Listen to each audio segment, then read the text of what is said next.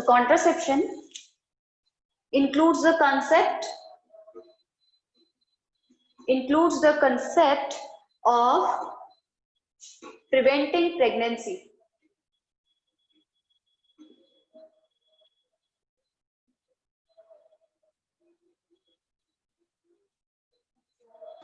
Pregnancy को prevent करने के कंसेप्ट को कॉन्ट्रासेप्शन कहा जाता है, जिसमें नेचुरल मेथड और वेरियस डिवाइसेस यूज किए जाते हैं ताकि प्रेगनेंसी को कॉज करने से रोका जाए।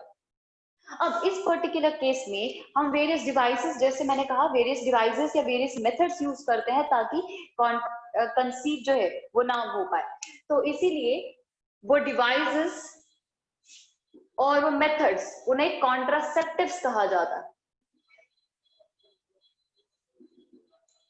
So these are methods or devices which are used to prevent pregnancy.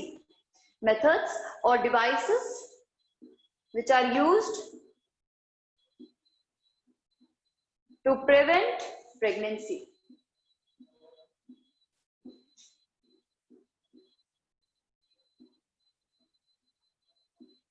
अब बच्चे, कॉन्ट्रासेप्टिव जो है उसके केस में कुछ पर्टिकुलर फीचर्स होते हैं जो एक कॉन्ट्रासेप्टिव में होने चाहिए, जिसकी वजह से एक वो बेटर कॉन्ट्रासेप्टिव की तरह काम कर पाएगा। तो बच्चे, वो फीचर्स एक बेटर कॉन्ट्रासेप्टिव के वो है, सबसे पहला कि it should be easily available.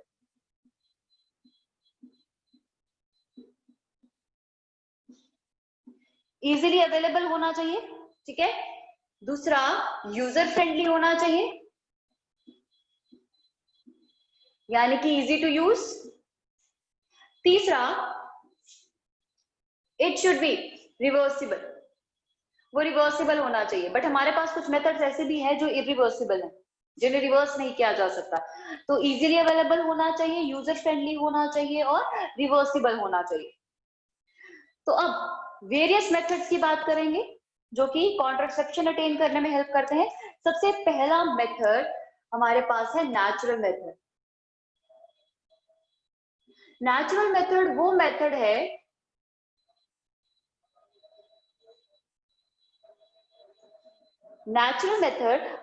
है जिसमें हम अपने नेचुरल प्रोसेस को एक्सेस करते हैं और डिटरमाइन करते हैं ताकि प्रेगनेंसी को अटेन करने से रोका जा सके। So here natural processes are accessed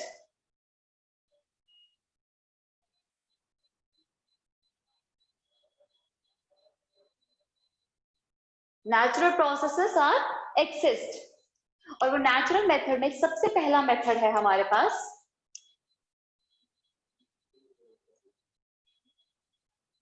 rhythmic और periodic abstinence. Periodic abstinence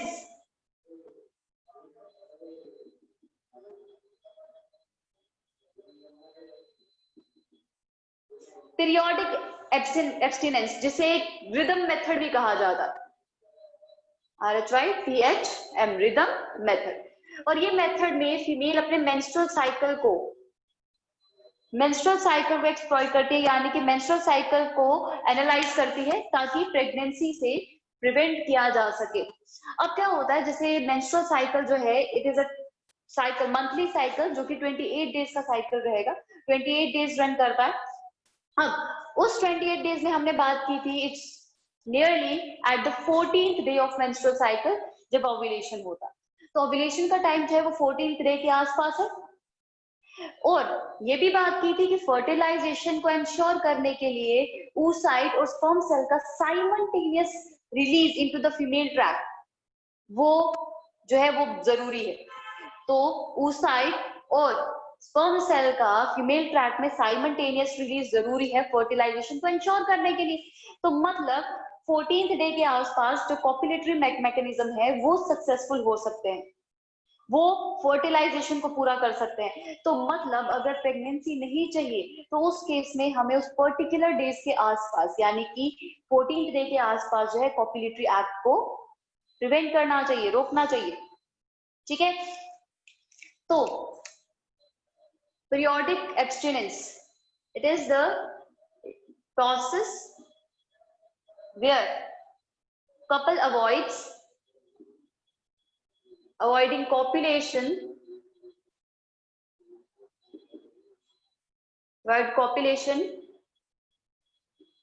during or near ovulatory period. तो ovulatory period के आसपास जो है copulation को अवॉइड करना चाहिए। पर हम डिटरमाइन कैसे करें?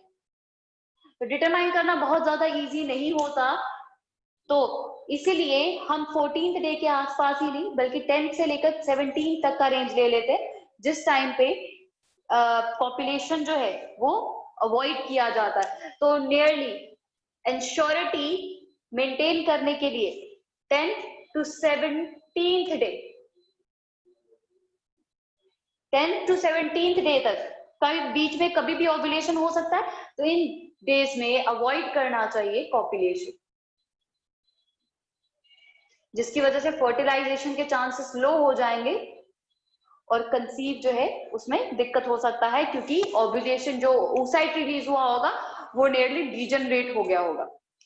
ठीक है, तो इस तरीके से हम एक्सेस करते हैं मेंस्ट्रुअल साइकिल को। इसमें एक और चीज है दैट इज स्पिन बार्केट टेस्ट, जिसके बारे में बात करूंगी।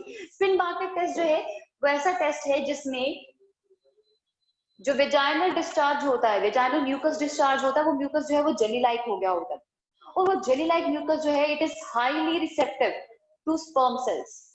और वैसा जेली लाइक म्यूकस तब होता है जब ओव्यूलेटरी पीरियड आ गया होता है। ओव्यूलेटरी पीरियड के नियर वो जेली लाइक म्यूकस जो है, जेली लाइक डिस्चार्ज जो है वो आता है, और उसके एनालिसिस को, उस टेस्ट को स्पिन बार्केट टेस्ट कहा जाता है।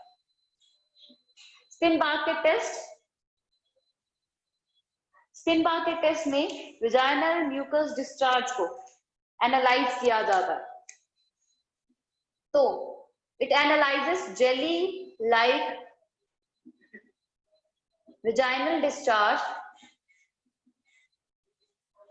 during ovulatory period.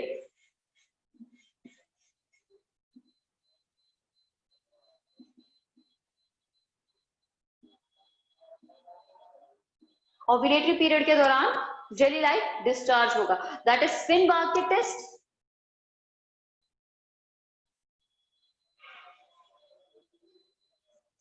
ठीक है, उसके बाद नेक्स्ट इससे रिलेटेड एक और चीज, ठीक है, जब ओव्यूलेशन होता है तो बच्चे फीमेल की बॉडी का टेम्परेचर भी स्लाइटली इंक्रीज हो जाता है, that is nearly 1 degree Fahrenheit.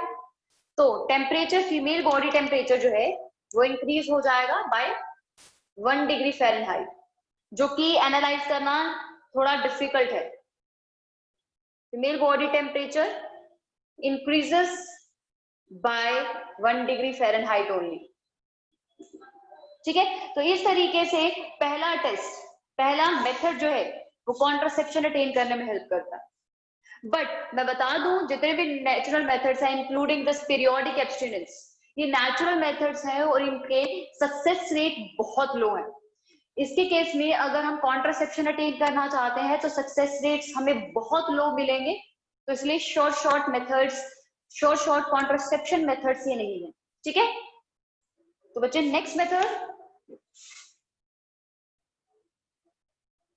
Next method है हमारे पास कोइटस इंटरप्टस।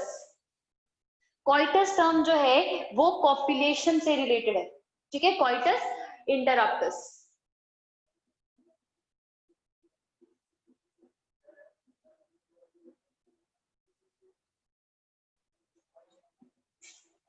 तो कोइटस इंटरप्टस वो मेथड है जिसमें कॉपुलेशन को इंटरप्ट कर दिया जाता है।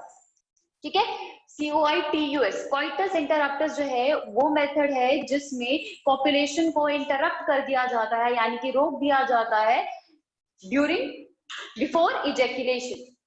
तो coitus interruptus involves removal of male copulatory organ यानी कि penis from female vagina during copulation before ejaculation। ejaculation से पहले इजैकुलेशन से पहले पेनिस जो है वो रिमूव कर दिया जाता है ताकि सीमेन जो है अलोंग विद स्पर्म सेल वो विजाइना में डिपॉजिट ना हो और फर्टिलाइजेशन के चांसेस लो हो जाए। और अगेन नेचुरल मेथड है तो सक्सेस रेट इस मेथड के का बहुत ही लो होगा। ठीक है, तो कॉइटस इंटरप्टस में पेनिस रिमूवल होता है before ejaculation of semen. And third method है लैक्टेशनल एमेनोरिया। लैक्टेशनल एमेनोरिया यानी कि मिल्क फीडिंग से रिलेटेड है। लैक्टेशनल एमेनोरिया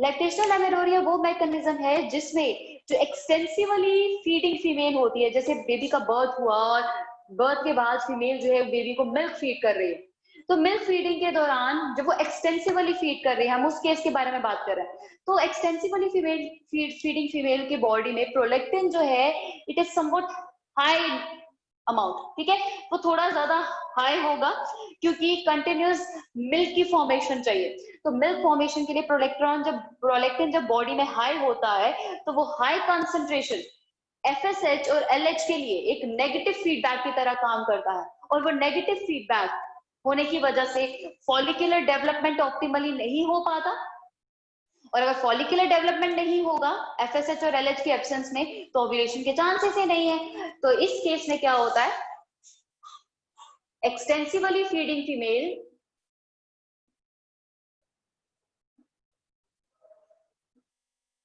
फीमेल जो है it has high amount of prolactin in the body, high amount of prolactin in body। और prolactin क्या कर रहा है, प्रोलैक्टिन जो है it is giving negative feedback to FSH and LH. तो नेगेटिव फीडबैक जब जाएगा तो उनकी सिक्रीशन कम हो जाएगी। तो एफएसएच और एलएच को जब नेगेटिव फीडबैक गया तो सिक्रीशन कम हो गई, और इस नेगेटिव फीडबैक की वजह से ओव्यूलेशन जो है वो रुक जाएगी और फर्टिलाइजेशन के चांसेस लो हो जाएंगे। There would be no ovulation. ठीक है, और बच्चे ये मेथड जो है चाहे फीमेल कितना भी एक्सटेंसिवली फीड कर रही है तो ये मेथड जो है नियरली 6 मंथ्स के लिए एप्लीकेबल है आफ्टर बर्थ ऑफ बेबी।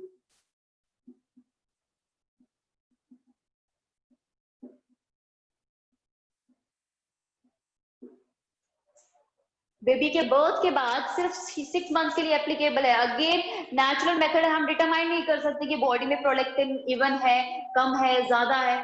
ठीक है, तो अगेन ये तीसरा और लास्ट नेचुरल मेथड है।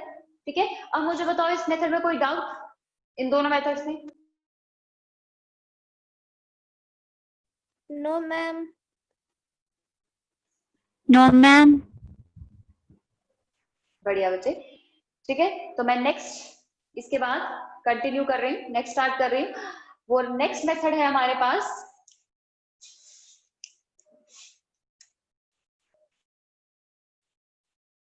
नेचुरल मेथड के बाद बैरियर मेथड।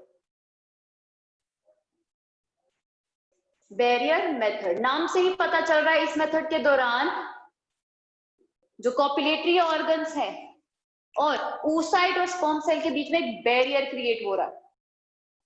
ठीक है, so there would be the formation of barrier between oocyte and sperm cell ताकि उनका मीटिंग ना हो सके और फर्टिलाइजेशन ना हो सके फर्दर। तो formation of barrier between oocyte and sperm cells। तो इसमें सबसे पहला डिवाइस हम यहाँ पे डील करेंगे दैट इज कॉन्डम। तो कॉन्डम्स जो हैं these are the structures made up of rubber or latex sheath made up of rubber और latex sheet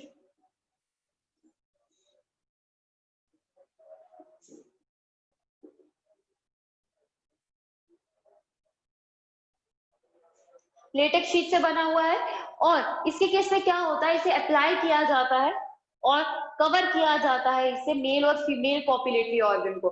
so it covers copulatory organ, copulatory organ को कवर किया जाता है। तो इसके केस में कॉन्डम्स जो है वो मेल और फीमेल दोनों के लिए अवेलेबल होते हैं। So it is either for male और फीमेल, दोनों के लिए। तो मेल कॉन्डम जो है वो मेल पेनिस को कवर करने के लिए यूज किया जाता है, और फीमेल फीमेल विजाइना को। ठीक है, तो the structures be like this, male condom ये, एंड फीमेल कॉन्डम के केस में पूरा सिलेंड्रिकल स्ट्रक्चर है जिसका एक एंड क्लोज होता है, इसे विजाइना में इंसर्ट किया जाता है, और दूसरा एंड जो है इट इज समवट ओपन। ठीक है, तो बच्चे ये दो स्ट्रक्चर्स हैं जो कि कॉपुलेटरी ऑर्गन्स को कवर करते हैं in case of female as well as in case of male. ठीक है, और बच्चे कॉन्डम जो है वो बहुत इफेक्टिव माने जाते हैं, इफेक्टिव कॉन्ट्रासेप्टिव्स माने जाते हैं, वो बहुत ज्यादा हाईली यूज्ड है, क्योंकि इसके केस में क्या होता है, ये एसटीडीज यानी कि सेक्सुअल ट्रांसमिटेड डिजीज को प्रिवेंट करने में भी हेल्प करता है। वो कैसे? क्योंकि इस केस में अगर देखो कॉपुलेटरी ऑर्गन्स जो है वो कवर हो रहे हैं, उनके जो फ्लूइड है, फ्लूइड कंपोनेंट है वो कंटैक्ट में नहीं आ रहा।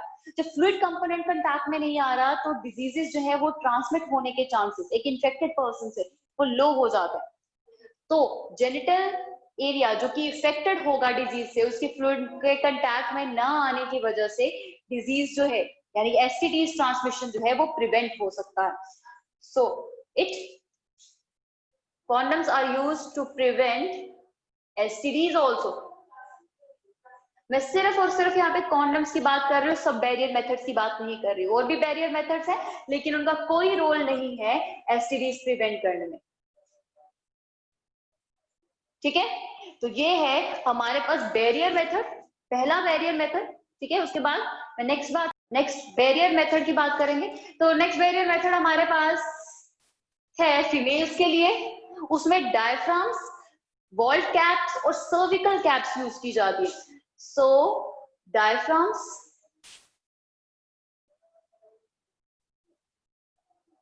Cervical caps and vault caps.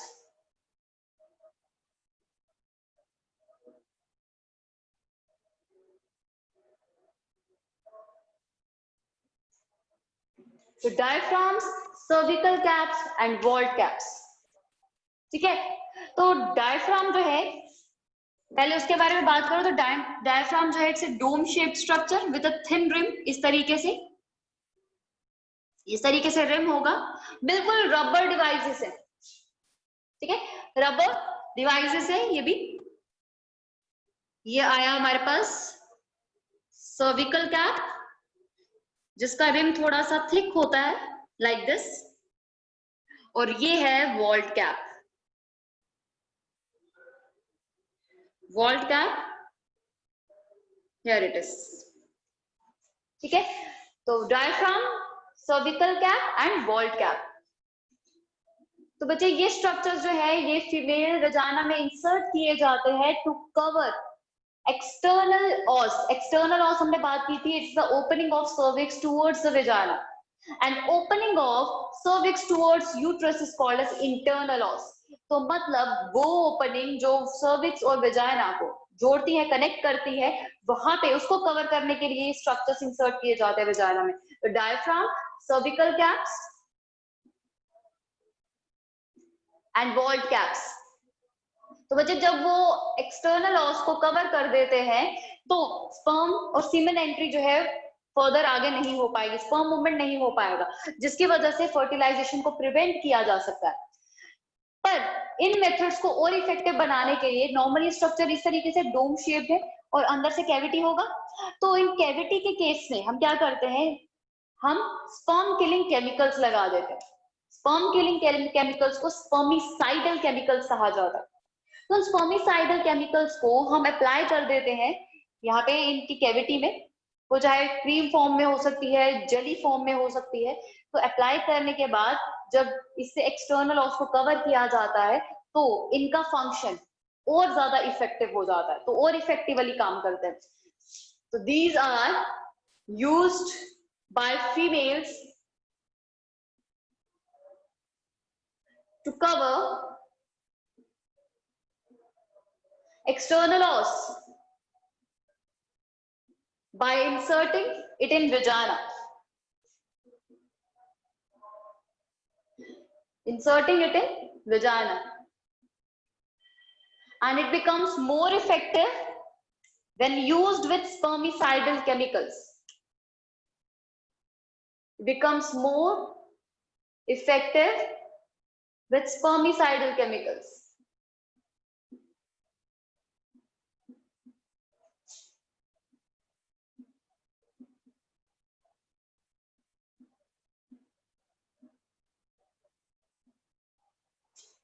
ठीक है, तो ये है हमारे पास नेक्स्ट बैरियर मेथड, जो कि लास्ट बैरियर मेथड है।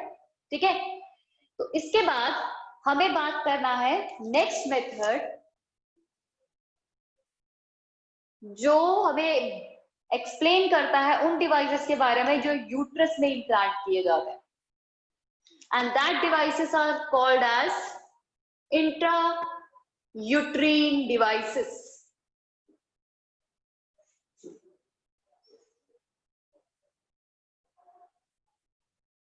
IUDs. IUDs are those devices which are inserted in uterus, intrauterine. ठीक है, यूट्रस में इंसर्ट किए जाते हैं,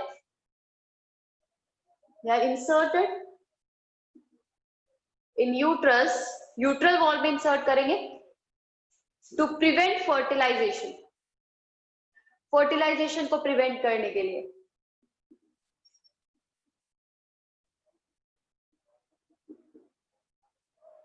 ठीक है, अब इसके केस में हमारे पास कुछ यूट्रीन डिवाइस आईयूडीज जो होते हैं वो हार्मोनल होते हैं, हार्मोनल आईयूडीज। अब हार्मोनल आईयूडीज में कुछ हार्मोन्स यूज किए जाते हैं, female hormones like progesterone.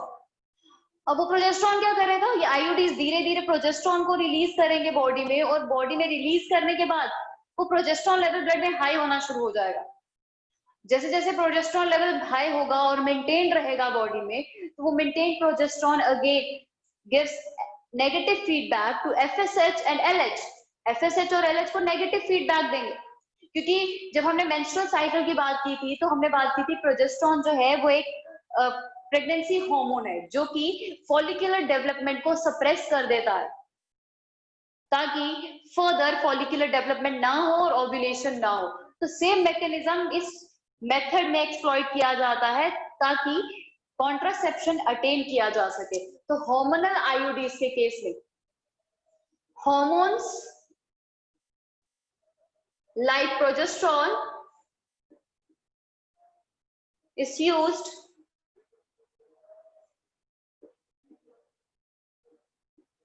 used to prevent fertilization। And example है हमारे पास प्रोजेस्ट एसर्ट।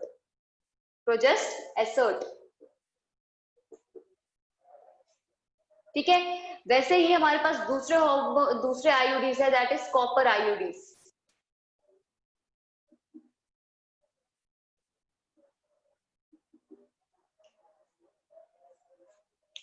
तो कॉपर आईयूडीज वो आईयूडीज हैं जो कि लाइंड होते हैं कॉपर से, they are lined with copper. अब कॉपर क्या करता है बच्चे, कॉपर क्या होता है, कॉपर जो है it is harmful for the sperm membrane integrity.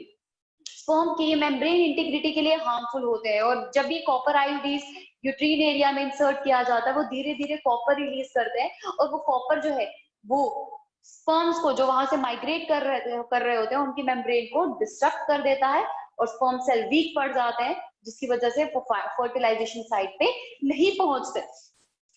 तो they are lined by copper, and this copper disrupts sperm membrane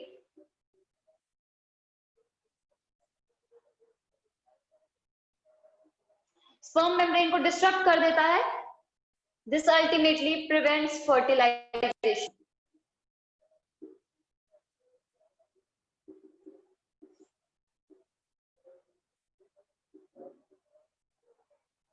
ठीक है, ये प्रिवेंट करता है फर्टिलाइजेशन को। ठीक है, तो ये हमारे पास आईयूडीज है। ठीक है, और कुछ नॉन मेडिकेटेड आईयूडीज के बारे में भी बात की जा रही है, that is Depo Provera, sorry Lippes loop. तो नॉन मेडिकेटेड फॉर्म्स जो है इसकी, non medicated IUDs, that is लिपिस-लू।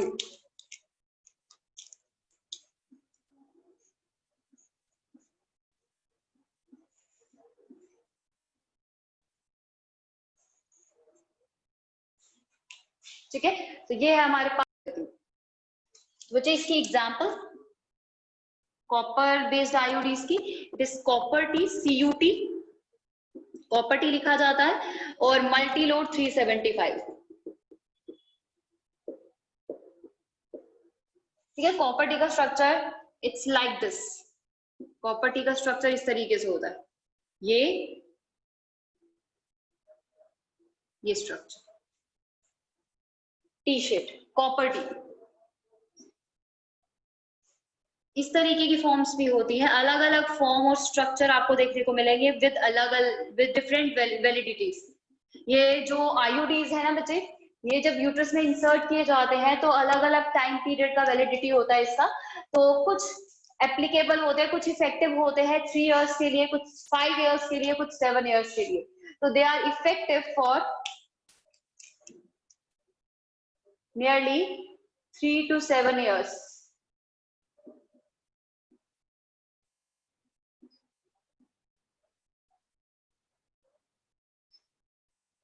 Three to 7 years के लिए इफेक्टिवनेस शो कर लेते हैं। ठीक है, तो बच्चे next method, chemical method. Chemical method,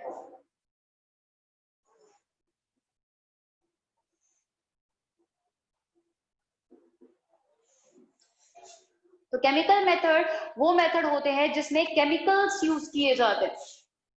तो हमें अलग अलग फॉर्म्स में केमिकल अवेलेबल होता है ताकि कॉन्ट्रासेप्शन अटेन हो सके। तो केमिकल्स आर यूज्ड। ठीक है, तो सबसे पहले हमारे पास हम बात करेंगे वेजाइनल पिल्स की। वेजाइनल पिल्स, और साथ में ही बात करेंगे स्पर्मिसाइडल केमिकल्स की। तो स्पर्मिसाइडल केमिकल्स, वेजाइनल पिल्स जो है बच्चे, ये टैबलेट फॉर्म, पाउडर फॉर्म होती है उन केमिकल्स की जो कि स्पर्मिसाइडल होते हैं। तो vaginal pills are the tablets or pills including spermicidal chemicals, और इन spermicidal chemicals containing tablets को मॉइस्ट किया जाता है, उसके बाद इंसर्ट किया जाता है वेजाइनल एरिया में। तो वेजाइनल एरिया में वो धीरे धीरे केमिकल रिलीज करेगा और जो स्पर्म डिपॉजिट होंगे फर्दर उसको किल कर देगा। तो these are inserted in vagina. और हमने बात कर ली है स्पर्मिसाइडल केमिकल्स की। They are used along with diaphragm, cervical caps और vaginal caps. They are used along with diaphragm, cervical caps and vaginal caps.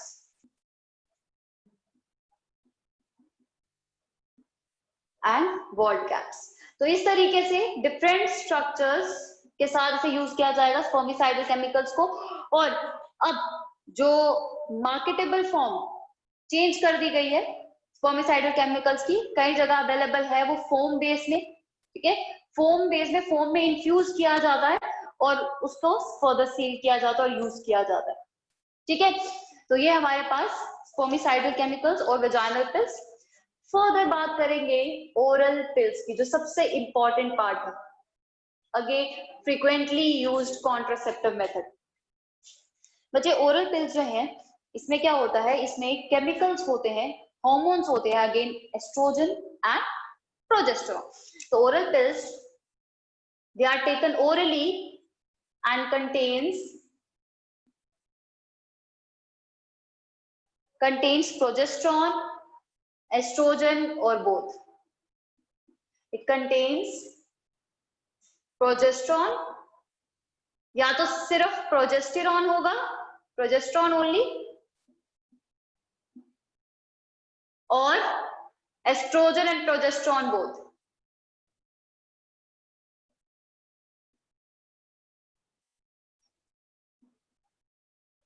Oestrogen और प्रोजेस्टेरॉन दोनों। तो बच्चे वो ओरल पिल्स जिनमें सिर्फ प्रोजेस्टेरॉन होता है उन्हें मिनी पिल्स कहा जाता है, they are called as mini pills. और जिनमें एस्ट्रोजन और प्रोजेस्टेरॉन दोनों होंगे they are called as combined pills. और वो सेम मैकेनिज्म है। अब प्रोजेस्टेरॉन क्या करेगा, प्रोजेस्टेरॉन जो है it gives negative feedback to the secretion of FSH और एलएच। तो प्रोजेस्टेरॉन जो है वो नेगेटिव फीडबैक देगा, यानी कि एफएसएच और एलएच की सिक्रीशन को सप्रेस करेगा ताकि वो फर्दर फॉलिकुलर डेवलपमेंट ना करवाए और ओव्यूलेशन ना हो। तो negative feedback to secretion of FSH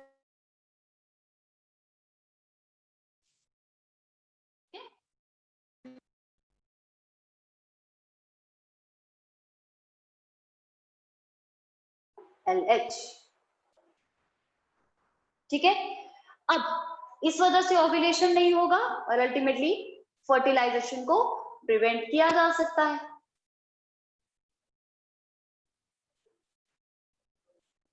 It stops ovulation and prevents pregnancy,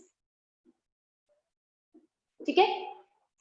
तो अब ये प्रोजेस्टेरॉन जो है इसने तो अपना काम कर लिया, लेकिन इसका ओरल पिल्स का लेने का एक सीक्वेंस है, क्योंकि प्रोजेस्टेरॉन अगर बॉडी में रहेगा तो मेंस्ट्रुअल फ्लो होगा ही नहीं। तो मेंस्ट्रुअल फ्लो जो है वो होना जरूरी है, क्योंकि प्रोजेस्टेरॉन की वजह से यूट्रिन एंडोमेट्रियल लाइनिंग मेंटेन्ड है, blood vessel supply uterus area में इंक्रीज हो गया है एस्ट्रोजन की वजह से, तो वो मेंटेन रहेगा। तो उस चीज को देखते हुए प्रोजेस्टेरॉन के इफेक्ट को कम करने के लिए मेंस्ट्रुअल साइकिल का ऑप्टिमली रन करना जरूरी होता है ना। बॉडी हेल्थ के लिए भी मेंस्ट्रुअल फ्लो का ऑप्टिमली होना जरूरी होता है। तो इसीलिए इस ओरल पिल्स का लेने का एक सीक्वेंस होता है। These are taken for 21 days only. ये 21 डेज के लिए, 28 डे में से 21 डेज के लिए लिया जाता है, और वे 21st डे स्टार्ट होता है starting from 5th day of menstrual cycle, जब ब्लीडिंग फेज खत्म हो जाएगा। From 5th day of menstrual cycle.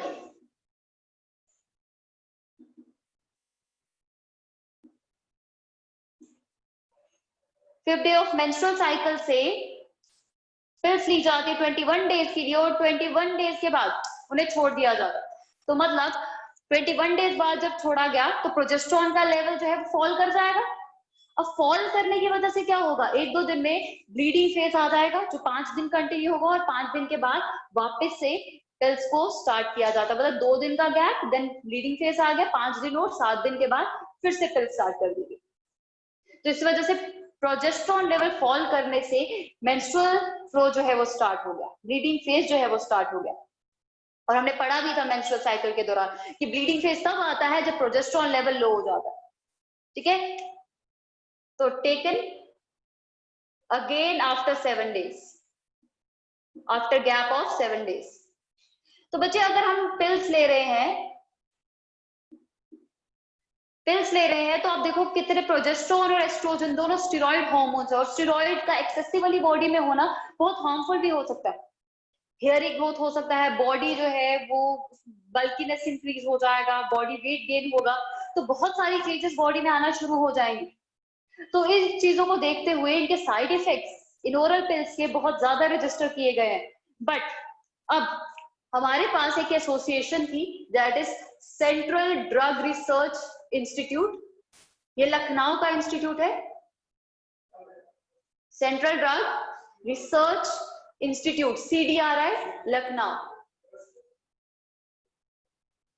CDRI Lucknow का इंस्टीट्यूट है। इसने एक नॉन स्टेरॉइडल पिल बनाई है। That non steroidal pill effect acts as a better और इफेक्टिव कॉन्ट्रासेप्टिव। तो CDRI लखनऊ ने एक नॉन स्टेरॉइडल पिल बनाया है। That pill has a trade name called as Saheli, ठीक है, and it's a non steroidal pill and it is taken once a week. तो it's a once a week pill. जैसे हम menstrual cycle को control में रखने के लिए और प्रेगनेंसी को प्रिवेंट करने के लिए 21 डेज के लिए स्टेरॉइडल पिल ले रहे थे, बट इस केस में ये पिल नॉन स्टेरॉइडल भी है जो सहेली पिल है, और इसे वीक में एक बार लिया जाता है, वंस अ वीक पिल, ठीक है। और इसमें जो केमिकल है वो नॉन स्टेरॉइड है। That chemical is called as centchroman, CNTCHROMAN, centchroman, ठीक है। कोई प्रोजेस्टेरॉन नहीं, कोई एस्ट्रोजन यूज नहीं हो रहा, नॉन स्टेरॉइडल है। तो बेटा 6 मेथड दैट आर इम्प्लांट्स। नाम से ही पता चल रहा है कहीं पे इम्प्लांट किया जा रहा है, फिट किया जा रहा है। तो बच्चे इसमें क्या होता है, 6 बिल्कुल मैच स्टिक जैसे पतले पतले 6 सिलेंड्रिकल स्ट्रक्चर्स होते हैं, और वो सिलेंड्रिकल स्ट्रक्चर्स को इंसर्ट किया जाता है सबक्यूटेनियसली, यानी कि इंसिजन दिया जाएगा स्किन में छोटा सा, और उन सिलेंड्रिकल 6 स्ट्रक्चर्स को इंसर्ट किया जाता है स्किन के अंदर, फैन लाइक अरेंजमेंट बनाकर। तो implants are the structures inserted subcutaneously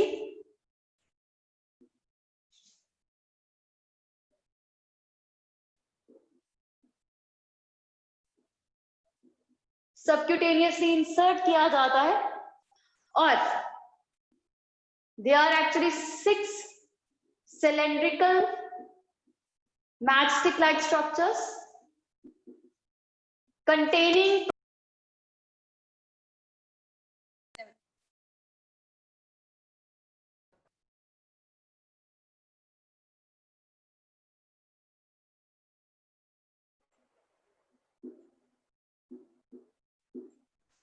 progesterone. आपको पता है प्रोजेस्ट्रॉन किस तरीके से काम करता है ना।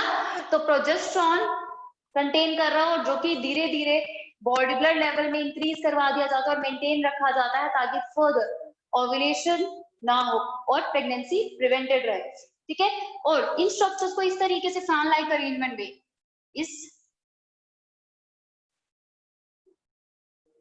मतलब इकट्ठे इस तरीके से इंसर्ट किया जाता है फैन लाइक अरेंजमेंट आके सबक्यूटेनियसली, बहुत छोटा सा इंसिजन दिया जाता है, ठीक है। और एग्जांपल है हमारे पास इम्प्लानल, और ये इम्प्लानल और ये जो स्ट्रक्चर्स है ये भी आईयूडीज की तरह नियरली 5 इयर्स तक वैलिड रहते हैं और इफेक्टिव रहते हैं। तो इफेक्टिव फॉर नियरली 5 इयर्स, ठीक है। तो ये है हमारे पास इम्प्लांट्स। अब नेक्स्ट मेथड जो है वो है स्टेरिलाइजेशन मेथड, ठीक है। वो करते हैं हम नेक्स्ट क्लास में डील, ठीक है बेटा, ठीक है। तो लास्ट मेथड है वो कर लेते हैं। तो लास्ट मेथड है स्टेरिलाइजेशन मेथड।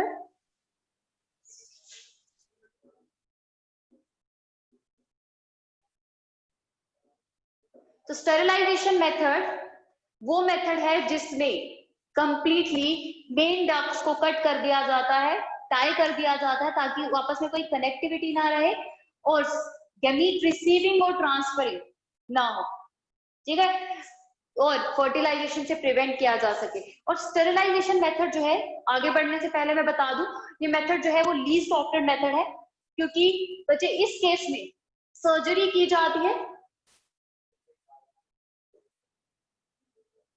सर्जरी किया जाता है, और दूसरा पुअर रिवर्सिबिलिटी है। रिवर्सिबिलिटी यानी कि इसको रिवर्स करना बहुत मुश्किल है, जिसकी वजह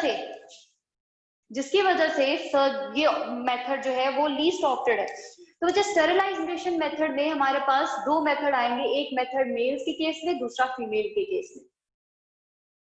पहला है वेसेक्टोमी और दूसरा है ट्यूबेक्टोमी।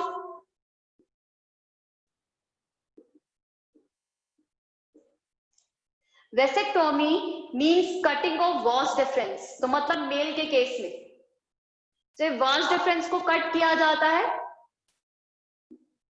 देन उसको टाई कर दिया जाता है फोल्ड करके, ठीक है।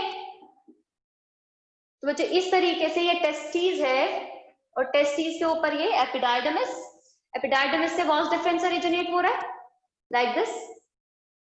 तो इस वास डिफरेंस को यहां से कट करेंगे, फोल्ड करेंगे और फोल्ड करने के बाद सर्जिकल थ्रेड से इसे टाई कर देंगे ताकि ये ओपन ना हो जाए और यहां से कनेक्टिविटी खत्म हो गई।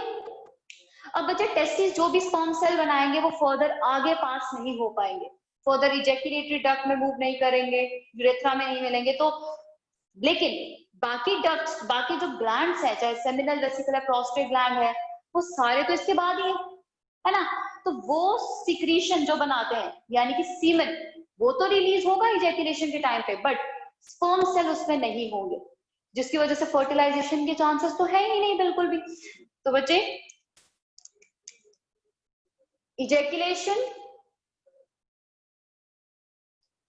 of semen occurs but lacks sperm cell।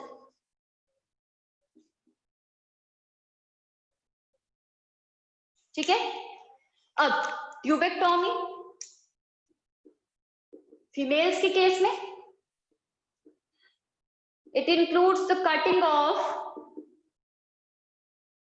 Oviduct, उसे भी फर्दर फोल्ड किया जाता है और उसे टाई कर दिया जाता है। ये है वास, ये है fallopian tube, right. Fallopian tube का ये पार्ट, इसे इंसीजन दिया जाएगा, इसे फोल्ड किया जाएगा,